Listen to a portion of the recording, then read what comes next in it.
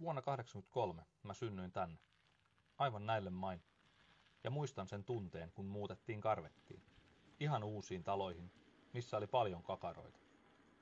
Isä teki isoja koneita ja äiti oli perhepäivähoitaja. Duunari perheen onnellinen lapsuus. Näissä metsissä elämä tapahtui. Lähiluonto on tärkeää, sitä ei pidä tuhota. Täällä mä aloitin koulun.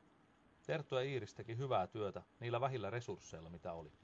Se oli 90-luvun lamaa ja kaikesta oli säästetty. Ymmärsin tosi varhain, että kenen vaan meistä turvaverkko voi pettää. Ihan tuurista kiinni, onko sulla minkä hintainen reppu, onko sun porukat löytänyt duunia. Lapsilla oli oikeasti jopa ruuasta pulaa.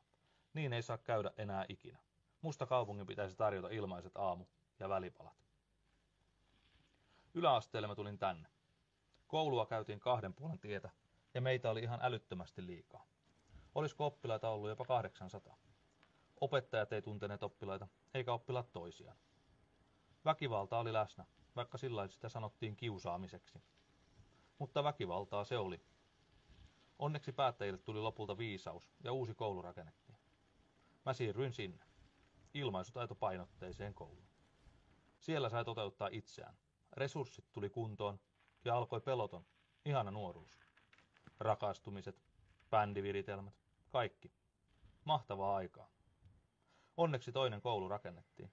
Päättäjien tulee olla jatkossakin rohkeita ja satsata lapsiin ja nuoriin. Lukioaika meni nopeasti. Lukulomalla töihin Naantalin keskustaan.